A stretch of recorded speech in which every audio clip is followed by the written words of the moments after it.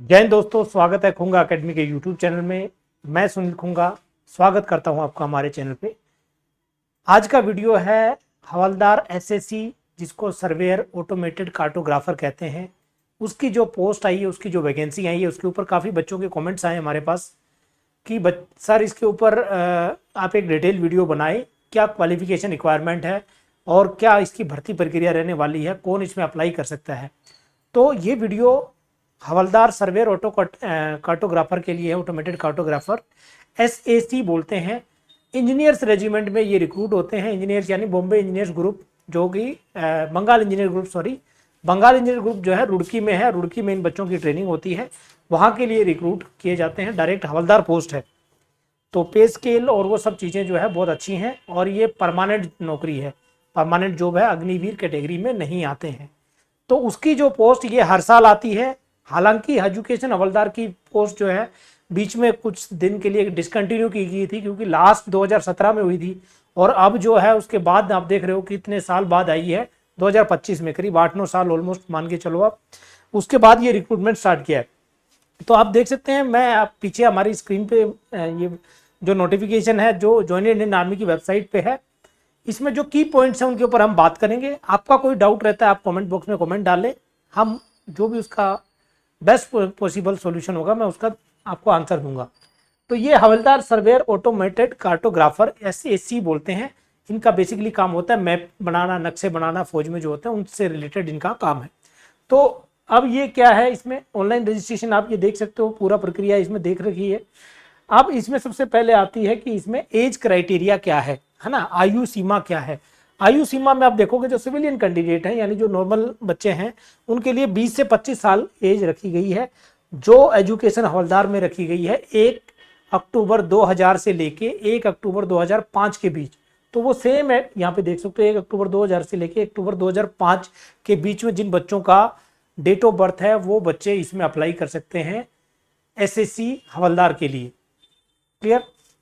अब दूसरा आता है रिमस्टरिंग कैंडिडेट, है ना, यानी जो पहले से फौज में है, वो उन बच्चों को इसमें क्या छूट, उनके लिए क्या इसमें एज क्राइटेरिया है। तो इन सर्विस कंडीशंस क्या है, कैंडिडेट्स हैं उनके लिए, कैंडिडेट अप्लाइंग फॉर रिमस्टरिंग, है ना, इसको रिमस्टरिंग बोलते हैं, will not be over 28 years, यानी उनकी आयु 28 वर्ष से अधिक ना हो। बच्चों आप ये जो सब चीज देख रहे हो, इन सर्विस कैंडिडेट्स, ये पहले एजुकेशन हवलदार में भी आता था, लेकिन इस बार के नोटिफिकेशन में उन्होंने डाला नहीं है। तो इसके ऊपर काफ़ी बच्चे जो अग्निवीर में भी हैं या रेगुलर सोल्जर है फौज में, हमारे ही बहुत से सिलेक्टेड बच्चों के फ़ोन आए कि सर एजुकेशन हवलदार में हम अप्लाई कर सकते हैं या नहीं कर सकते हैं। नोटिफिकेशन में कोई क्लियरिफिकेशन इन्होंने दिया नहीं, जैसे यहाँ पे क्लियर इंस्ट्रक्शन दी गई है, तो ये थोड़ा डाउटफुल है। अच्छा, इसमें एसएससी की बात करेंगे, इसमें 28 साल तक मांगी गई है। 97 से बर्थ हो आपका, है ना, 1 अक्टूबर 1997 से बर्थ हो और 2005 1 अक्टूबर के बीच में आपकी कोई भी आयुसी एज है, कोई भी डेट ऑफ बर्थ है, आप बिल्कुल एलिजिबल हैं इसके लिए, ऑटो कार्टोग्राफर के लिए। अब इसमें देखेंगे कि क्वालिफिकेशन क्या रिक्वायरमेंट है ना, क्वालिफिकेशन क्या requirement, educational qualification. Education qualification में आप देखेंगे तो यहां पे देखेंगे आप, सबसे पहले देखा बीए या बीएससी हो, है ना,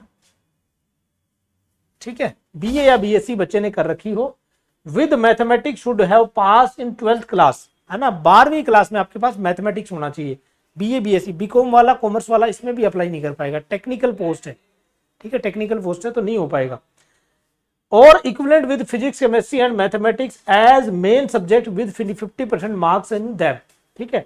या तो बीए बीएससी में मैथ हो आपके पास, बिल्कुल आप भर सकते हैं, या 12th में आपके पास जो है साइंस स्ट्रीम हो, पीसीएम हो, फिजिक्स केमिस्ट्री मैथमेटिक्स हो, तो भी आप भर सकते हैं इसमें, ठीक है।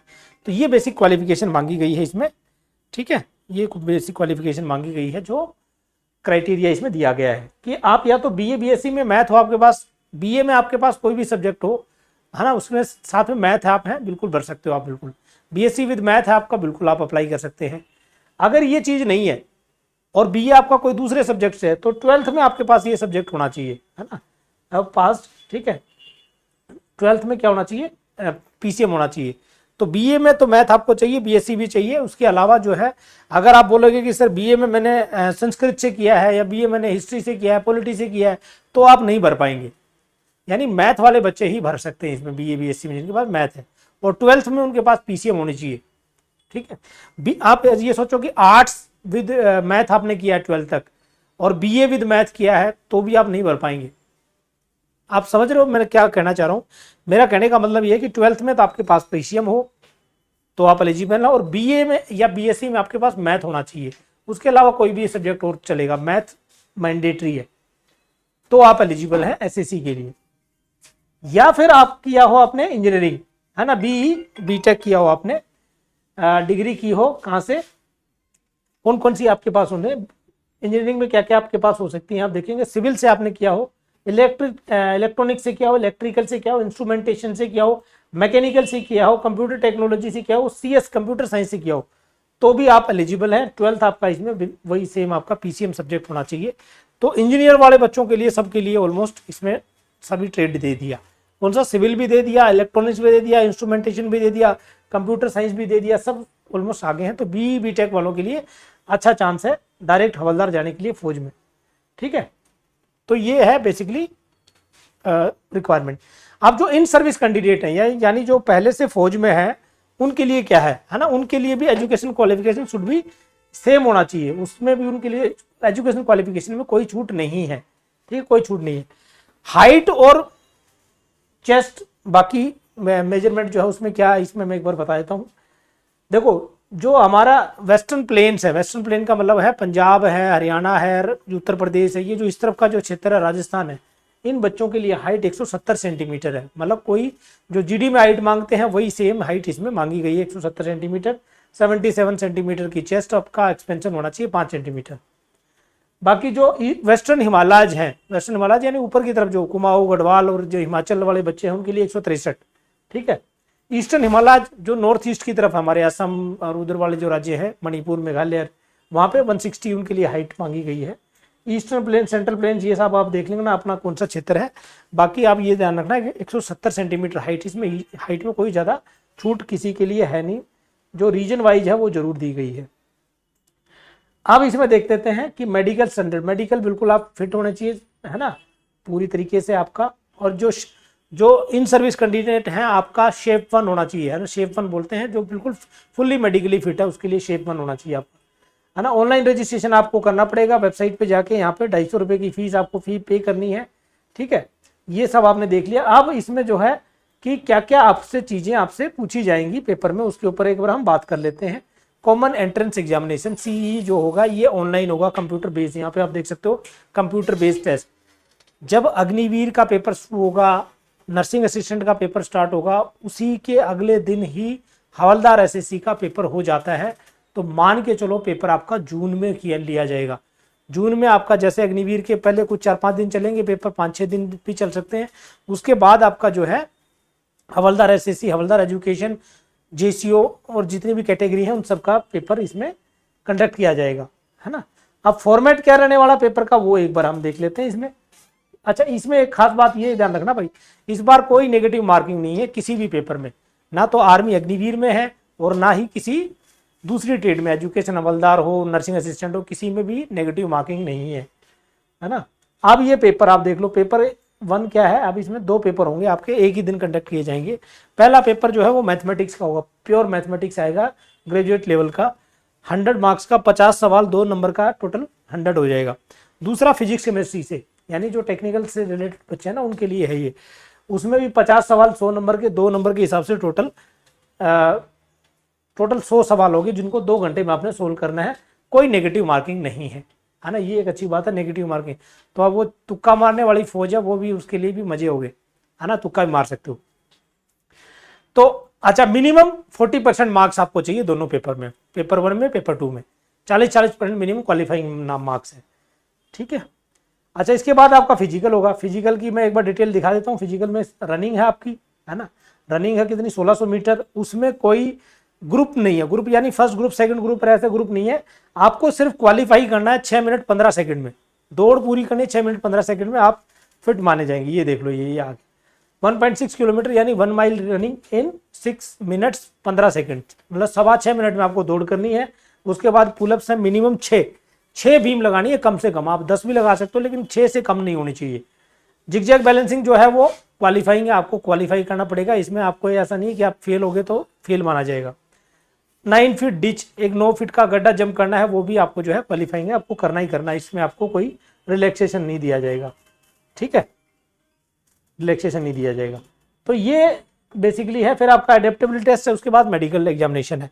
तो जो हवलदार एसएससी का है इसमें मैं आपको एक बार बता देता हूँ, आप जैसे ऑनलाइन अप्लाई करते हैं, आप क्वालिफिकेशन को मैच करते हैं, आपकी एज बिल्कुल ठीक है, आपकी हाइट 170 सेंटीमीटर है, आप एसएससी के लिए अप्लाई करें।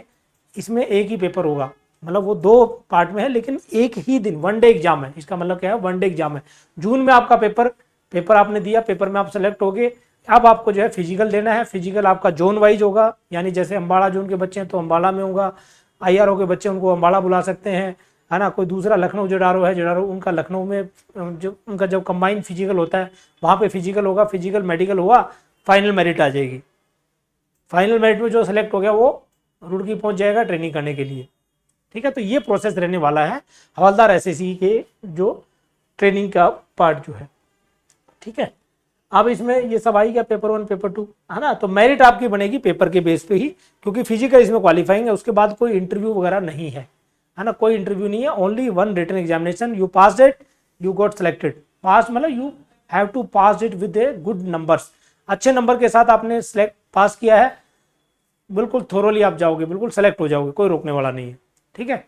तो ये चीज़ें बेसिकली होंगी। और अभी इस एसएससी के लिए भी कोई बच्चा तैयारी करना चाहता है तो यहाँ पे खुंगा एकेडमी में एजुकेशन हवलदार का बैच चलेगा, उसमें ये सेम आपका मैथमेटिक्स, फिजिक्स, केमिस्ट्री ये सब चीज़ें पढ़ाई जाएंगी। तो उसके लिए आप आ सकते हो, हम यहाँ ऑफलाइन बैच पे आपको ये तैयारी कराएंगे, ठीक है। ये सारे बैच हम प्लान कर रहे हैं 21 अभी मार्च से स्टार्ट करने का प्लान है, ऑफलाइन भी और ऑनलाइन भी। तो जैसा भी अपडेट होगी हम आपको उसको अपडेट कर देंगे। रेगुलर विजिट करते रहो यूट्यूब चैनल को, और वीडियो को खूब दबा के शेयर करना है, खूब आपको अपने दोस्तों तक पहुंचाना है, ताकि ये इस वीडियो पे अच्छे व्यूज में आए और हमें भी मोटिवेशन मिले कि हमारे बच्चे बिल्कुल इस वीडियो को देख रहे हैं। बाकी इसका सिलेबस क्या रहेगा उसके लिए मैं एक स्पेशल अलग से वीडियो लेके आऊँगा, वो आज ही या कल आपको मिल जाएगी कि क्या क्या इसमें सवाल पूछे जाएंगे, कैसे सवाल आते हैं हवलदार एसएससी के लिए, ठीक है। तो ये वीडियो इतना ही आज का, इससे लगातार अपडेट रहे। मैं शॉर्ट्स भी डालता रहता हूं, हमें इंस्टाग्राम पे, फेसबुक पे भी आप फॉलो कर सकते हैं, वहां पे भी बहुत सारी इन्फॉर्मेशन आपको मिलती रहेगी। टेलीग्राम चैनल पे भी आपको इन्फॉर्मेशन मिल जाएगी, ठीक है। तो आज के लिए इतना ही, थैंक यू, जय हिंद।